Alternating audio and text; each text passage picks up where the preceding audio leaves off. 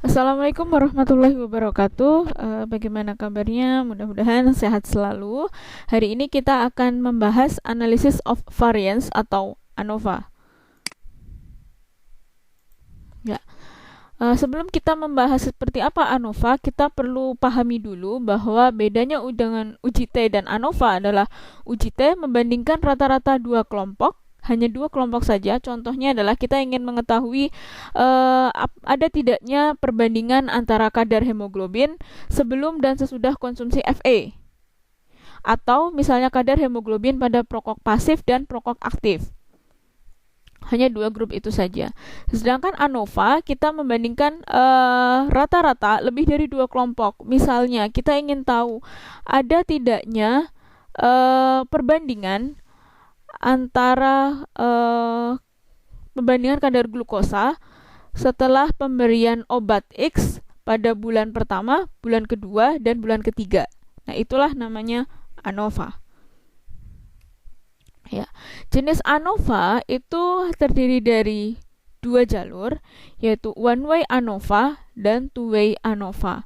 Kalau one way ANOVA, kita ingin tahu ada tidaknya perbedaan pendapatan antara petani, buruh pabrik, dan salesman. Contohnya begini misalnya ya, kita menguji ini ada perbedaan signifikan atau tidak di antara ketiga jenis pekerjaan ini. Kalau ada, ya berarti itu one way ANOVA. Kalau two way ANOVA, yaitu menguji ada tidaknya perbedaan secara signifikan antara pendapatan petani, buruh pabrik, dan salesman. Nah, kalau one way ANOVA kita hanya sebatas ini ada perbedaan. Oh, ini tidak ada perbedaan. Hanya itu saja. Kalau two way ANOVA, apabila terdapat perbedaan, kita ingin tahu secara signifikan di ketiga itu. Bagaimana dengan antara petani dengan buruh pabrik? Apakah ada perbedaan signifikan atau tidak? Petani dengan salesman ada perbedaan signifikan atau tidak? Buruh pabrik dengan salesman ada perbedaan signifikan atau tidak? Itu adalah two way ANOVA. Ya, asumsi pada uji ANOVA tidak hanya sebatas pada uji normalitas saja. Kalau sudah normalitas, lalu kita bisa lanjutkan ANOVA. Tidak. Jadi selain populasi yang akan diuji sifatnya berdistribusi normal, maka variansinya pun harus sama atau variansinya homogen. Jadi ada namanya uji variansi, kesamaan variansi. Yang ketiga adalah sampel tidak berhubungan satu sama lain, artinya diambil secara random sampling. Ya, uji kesamaan variansi bisa kita lakukan dengan dua cara. Yang pertama adalah Levien test dan Bartlett test. Ya. Lalu bagaimana kita melakukan langkah-langkah analisis variansi? Yang pertama adalah menentukan hipotesis terlebih dahulu. Dugaan sementara, ya ini kita kan ingin mengetahui. Pada dasarnya ANOVA adalah pengujian hipotesis, iya atau tidak, benar atau tidak, seperti itu. Yang kedua adalah menentukan tingkat signifikan alfa atau tingkat kepercayaan 1 minus alfa. Tingkat kepercayaan macam-macam. Ada 1%, kemudian tingkat signifikan 1%, kemudian ada 5%, ada 10%, seperti itu. Ya, menentukan nilai kritis atau daerah penolakan H0. H0 ditolak apabila H0 tidak ditolak, artinya H0 diterima apabila F hitung lebih kecil sama dengan F tabel. Kenapa di sini saya tulis P-1, N-P, kemudian ada alfa? Inilah yang harus kita lihat. P-1 derajat bebas yang menyatakan perlakuan. N-P derajat bebas menyatakan galat atau error. Ini adalah alfa untuk signifikan. Sedangkan H0 ditolak apabila F hitung lebih besar daripada F tabel. Nah, selanjutnya kita akan menghitung statistik ujinya dengan cara apa? Dengan cara F hitung sama dengan JK perlakuan dibagi dengan JK galat. Ya. Lalu kita butuh tabel ANOVA ini untuk memudahkan supaya bisa kita ketahui F hitungnya. Lewat apa? Pertama adalah perlakuannya. Ini sumber variansinya ada perlakuan. Jadi ada perlakuan, ada galat. dB adalah derajat bebas, JK adalah jumlah kuadrat, KT adalah kuadrat tengah, ini F hitung, dan ini untuk F tabel. F tabel yang kita lihat adalah yang untuk 5% signifikansinya dan 1% untuk signifikansi. Nah, perlakuan P-1, nanti ada JK jumlah kuadrat perlakuan, ada kuadrat tengah perlakuan, kemudian galat atau error, N min P, N-nya total di populasi berapa, kemudian dikurangi P, dan total, ini totalnya adalah dari perlakuan ditambah dengan galat, atau kita bisa rumusnya adalah N min 1, begitu. Nah, JK total kita peroleh dari JK perlakuan dan JK galat. Nah, itu ada KTP dan KTG. Oke, kita akan langsung ke contoh soalnya. Seorang peneliti menguji 5 jenis pakan dengan perbedaan kadar mineral 15 mg, 20 mg, 25 mg, 30 mg, dan 35 mg digunakan 25 ekor anak ayam yang kondisinya sama untuk dijadikan percobaan. Proses pemasangan jenis pakan dan anak ayam dilakukan secara random sehingga setiap jenis pakan diberikan kepada 5 anak ayam. Berat ayam ditimbang setelah 12 minggu. Diasumsikan data berdistribusi normal dan variansinya sama atau homogeni. Dengan menggunakan tingkat kepercayaan 95%, apakah ada perbedaan berat anak ayam untuk kelima pakan tersebut? Yang perlu kita pahami adalah 1. Kita ingin tahu jumlah N-nya, N besar, yaitu 25 ekor. P-nya, P perlakuan. Ada 5 di sini, 15 mg, 20 mg, 25 mg, 30 mg, dan 35 mg. Selanjutnya apa yang kita informasi apa yang harus kita tahu, yaitu replikasinya 5 kali. Dari mana? Di sini. Anak ayam, jenis pakan dan anak ayam dilakukan secara random. Sudah memenuhi kriteria ANOVA di sini. Random, distribusi normal, dan variansinya sama. Sehingga setiap jenis pakan diberikan 5 anak ayam. Ini replikasinya sebanyak 5 kali. Kalau hanya diberikan 3 anak ayam, berarti masing-masing kelompok ini hanya ada terdiri dari 3 ekor anak ayam.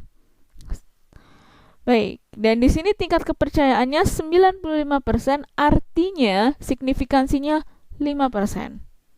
Tadi sudah kita mengantongi beberapa informasi ya. Baik, lebih mudahnya biasa dibuat tabel seperti ini. 8, 11, 15, 9, 7. Ini adalah tabel-tabel yang kita gunakan untuk penelitian gitu ya. Meneliti supaya lebih mudah kita ketelusuran datanya, seperti itu. Nah, selanjutnya ini sudah kita lakukan seperti ini. Jadi tadi sudah ada replikasi dari data yang sebelumnya. Kemudian kita kembangkan lagi, kita untuk tahu berapa jumlah dan reratanya. Karena di sini replikasinya 5 kali, artinya kan tadi dalam satu kelompok diberikan anak ayam 5. Dan berarti replikasinya ada 5 kali. Kalau hanya 3 ya 3. Kalau 2 tidak mungkin gitu ya. Karena ANOVA kan lebih dari 2, seperti itu.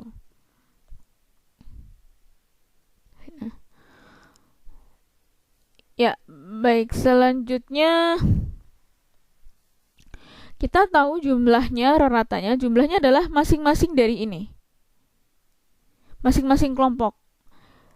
15 mg jumlahnya 50, raratannya 10, 20, 77, dan 15,4. Dan seterusnya sampai dengan 35 mg, 54, dan 10,8 untuk reratanya. Ini kita butuhkan nanti untuk penentuan JK dan kuadrat tengah, seperti itu. Baik, selanjutnya dari jumlah-jumlah masing-masing perlakuan tadi, gitu ya, kita jumlahkan ini barisnya, totalan 377, begitu. Jadi ada jumlah untuk masing-masing perlakuan ada juga jumlah secara keseluruhannya, seperti itu. Nah, kita akan masuk ke langkah pengerjaan tadi, perumusan hipotesis. Hipotesis yang H0 adalah tidak terdapat perbedaan efek dari pemberian pakan. Kemudian H1 terdapat perbedaan efek dari pemberian pakan. Di sini dinyatakan H0 sama dengan mu1 sama dengan mu2 sama dengan mu3 sama dengan mu4 sama dengan mu5. Sedangkan H1 mu1 tidak sama dengan mu2. Ya. Kemudian tingkat kepercayaannya 95%, artinya tingkat signifikansinya 5%, maka alfanya 0,05. Menentukan nilai kritis atau daerah penolakan H0, kita perlu tabel F. Ya, silahkan bisa dibuka tabel F-nya dengan cara kita melihat di sini F P-1, N-P, dan alfa. F-nya perlakuannya ada 5, tadi 15, kemudian 20, 25, 30, dan selanjutnya, begitu. Nah, N-nya ada 25 tadi. Total semua ada 25, maka N besarnya 25 dikurangi P, perlakuannya ada 5. Dan signifikansinya 0,05 dengan derajat bebas seperti itu, maka F tabelnya sama dengan 2,866. Jadi, H0 ditolak apabila F hitung lebih besar daripada F tabel. F tabelnya sudah kita ketahui gitu ya, sudah ditemukan tadi lewat tabel, yaitu 2,866. Menghitung statistik uji. Nah, maka kita perlu yang namanya tadi JK total, JK perlakuan, JK galat. Yang kita hitung dulu adalah JK totalnya. JK totalnya adalah 8 kuadrat plus 11 kuadrat plus 15 kuadrat tambah 9 kuadrat tambah 7 kuadrat plus 12 kuadrat plus sampai selanjutnya di 7 kuadrat dikurangi 377 kuadrat per 25 sama dengan 621,84. Jadi begini. Ini dikuadratkan masing-masing dalam satu kelompok ini. Semua kelompok ini, jadi 8 kuadrat tambah 11 kuadrat ditambah 15 kuadrat tambah 9 kuadrat tambah 7 kuadrat tambah 7 kuadrat ditambah 12, selanjutnya 18 kuadrat tambah 17 kuadrat, begitu seterusnya.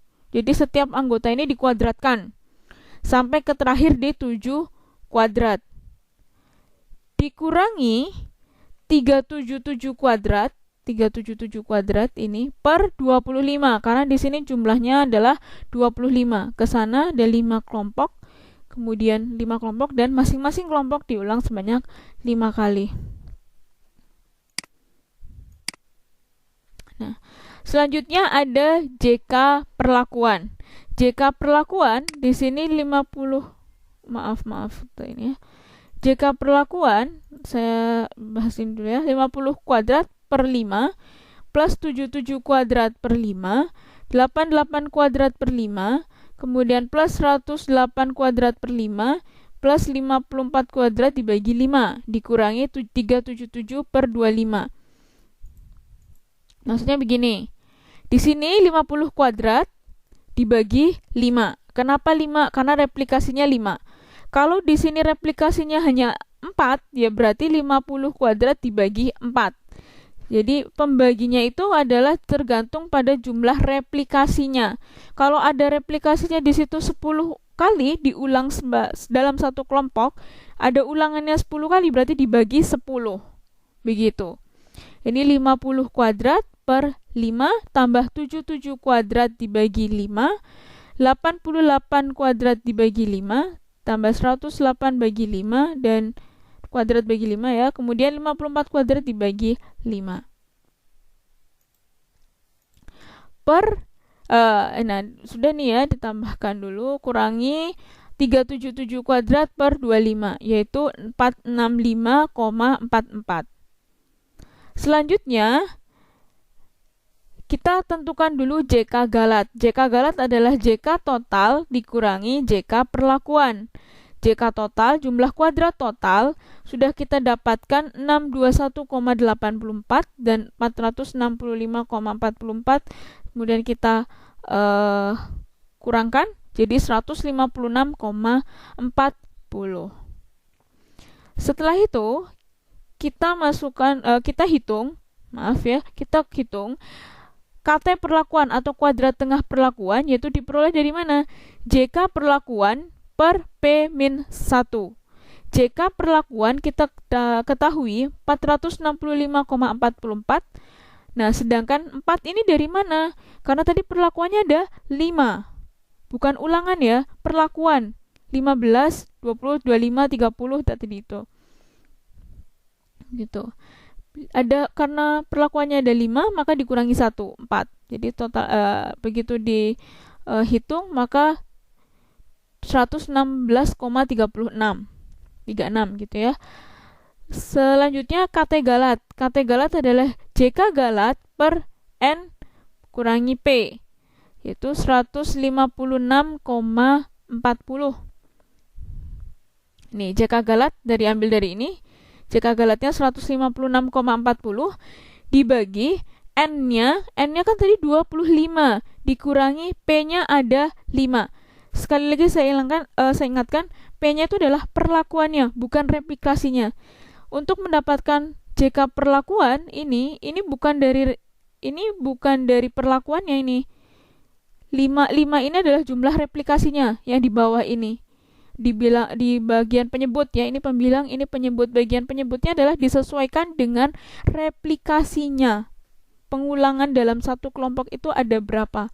Kalau masing-masing kelompok ada 10 ya ditulis 10 seperti itu. N min P sama dengan 20. Jadi totalnya 7,82. Sedangkan kita mulai hitung dari F hitung, KT perlakuan sama dibagi dengan KT Galat sama dengan 116,36 dibagi 7,82. Sehingga ketemunya adalah 14,88. Kalau sudah menghitung itu semua, kita masukkan dalam tabel seperti ini. Tadi JK kuadrat, kita perlakuan dulu ya, DB dulu. DB-nya adalah 5 kurangi 1, 4. Galatnya 25 kurangi 5 sama dengan 20. Ini totalnya 4 tambah 20, yaitu 24. Jumlah kuadratnya, JK-nya atau JK perlakuannya 465,44, Galatnya 156,40, kemudian ditotal. Umumnya biasanya kita ketahui dulu adalah JK totalnya dan JK perlakuan. Jadi Galat hanya tinggal JK total dikurangi JK perlakuan. Nanti baru kita hitung setelah ketemu JK perlakuan, Galat, dan total, kita baru menghitung kuadrat tengah. Kuadrat tengah diketahui 116,36 dan 7,82. Setelah itu dibagi, ketemulah F hitung. Tadi F hitung lebih besar daripada F tabel. Tadi. Ini yang saya ambil di sini tadi ya, perlakuannya DB-nya 4, kemudian N min P-nya 20, maka 2,866. Kesimpulannya, F hitung lebih besar daripada F tabel, 14,88, lebih besar dari 2,866, maka terdapat perbedaan efek pemberian pakan terhadap berat ayam. Inilah one way ANOVA. Ada efek, maka perlu dilakukan uji lanjut. Two way ANOVA-nya seperti apa, begitu ya. Nah, ini secara SPSS, begitu ya. Kita gunakan secara SPSS, ada uji normalitas. Kemudian perlu ada uji kesamaan variansi, baru kita lakukan ANOVA. Nah, kita lakukan uji normalitasnya terlebih dahulu. Begitu, setelah dilakukan uji normalitas, ternyata nih ya, baik Kolmogorov 0,114 dan Sapir-Whorf 0,289. Kita menggunakan yang koreksi dari ini, Sapir-Whorf 0,289. Lalu bagaimana dengan uji kesamaan variansinya? Menyatakan bahwa Ya, lebih besar daripada 0,05 seperti itu. Nih, Levin testnya adalah lebih besar dari 0,05.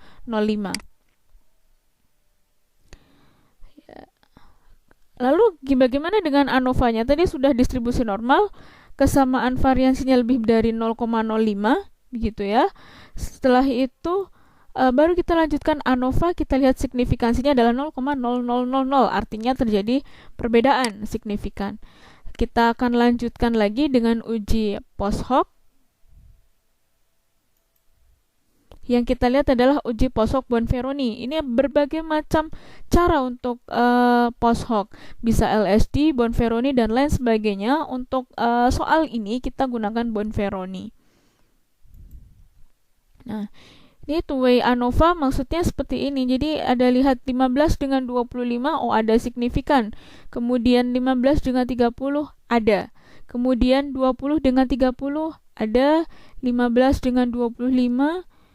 Kemudian 25 dengan 35. Ya, jadi bisa kita laporkan yang signifikan mana saja antara 15 dengan 25, 15 dengan 30, 20 dengan 30, tadi 15 dengan 25 sudah, 25 dengan 35. Begitu. Itu kita laporkan bahwa memang terjadi terjadi perbedaan signifikan antara pemberian pakan dengan bobot anak ayam. Setelah itu manakah yang saling signifikan gitu, yaitu saling signifikan antara 15 dengan 25, 15 dengan 30, 20 dengan 30, dan 25 dengan 35. Jadi 25 dengan 30 tidak signifikan seperti itu. Nah, signifikannya kita lihat di sini saja. Oh, di sini 0 kurang dari 0,05. Begitu. Ya, sekian untuk uji ANOVA, pembahasan uji ANOVA. Apabila ada kekeliruan, mohon maaf lahir batin. Mudah-mudahan ilmunya bermanfaat. Saya akhiri dulu. Billahi taufiq walhidayah. Wassalamualaikum warahmatullahi wabarakatuh.